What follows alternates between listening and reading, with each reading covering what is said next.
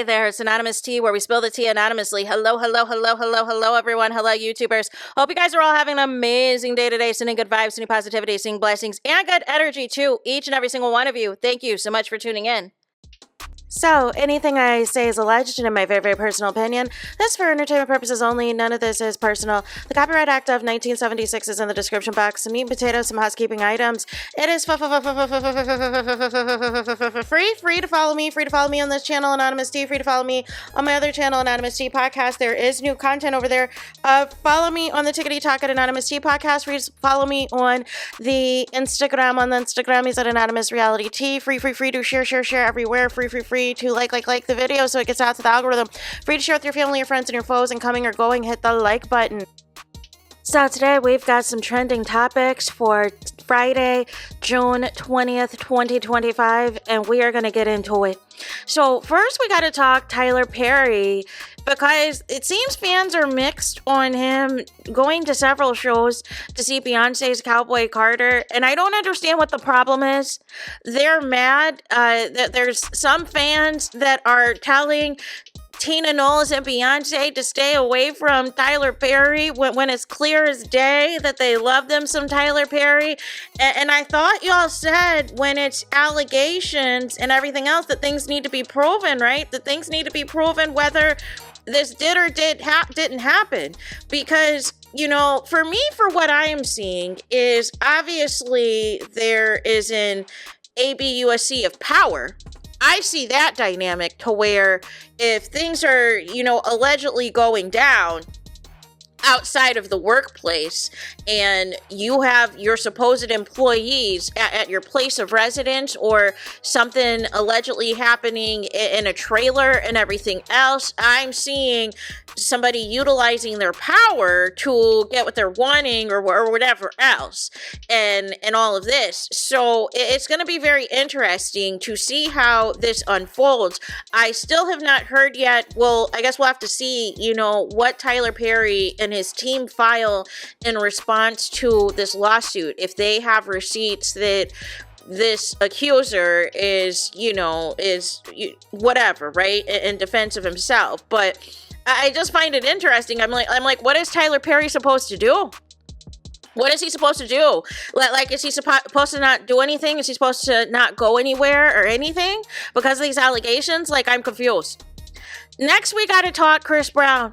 So Chris Brown, he has pleaded not guilty in his case, and he went to, so although he's on tour right now, initially overseas for the Breezy tour, celebrating 20 years, everything else, he still has to go to court, y'all.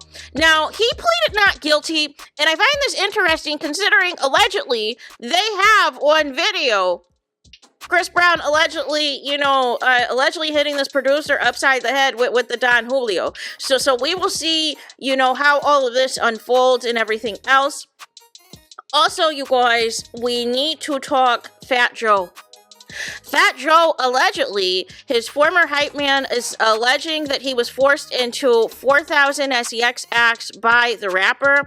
There was a federal civil lawsuit that was filed by a person by the name of Terrence T.A. Dixon that comes out months after Fat Joe sued him for slander and defamation. He's accused of forcing his former hype man to engage in thousands of sex acts with women in a $20 million federal civil lawsuit that also alleges he was underpaid, denied songwriting credits, and threatened.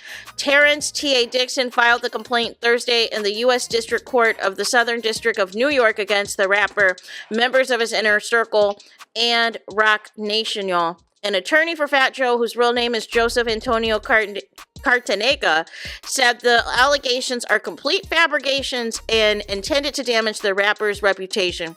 The lawsuit says Dixon was the rapper's hype man, on-stage entertainer, but also contributed as his lyricist, background vocalist, bodyguard, and creative collaborator from about 2005 to 2022. It alleges that Dixon authored or co-authored dozens of songs, including Congratulations, Ice Cream, No Problems, and Blackout. Plaintiff contributed lyrics, melodies, vocal phrasing, and conceptual design to these works, substantially shaping their final form as distributed to the public, the suit claims. Dixon was underpaid, denied songwriting rights, and deliberately concealed from royalties and backing compensation, according to the lawsuit. Cartanega controlled Dixon through psychological manipulation, intimidation, and persistent threats, the lawsuit states. It alleges that Roc Nation either knew or should have known what the Wally about the rapper's behavior, but took no action. Roc Nation, which is named as a defendant, did not immediately respond to a request for comment on Friday. There is a 157-page document which comes up with a trigger warning at the top, also details alleged allegations of sexual abuse.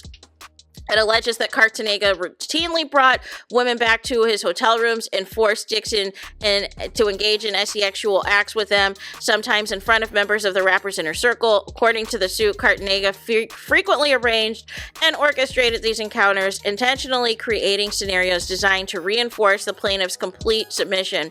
It accuses Cartanega of remaining in the room to watch, record, and provide explicit direction and commands. Dixon did not want to participate in the acts, as the lawsuit states, but did so solely out of fear of intimidation or retaliation.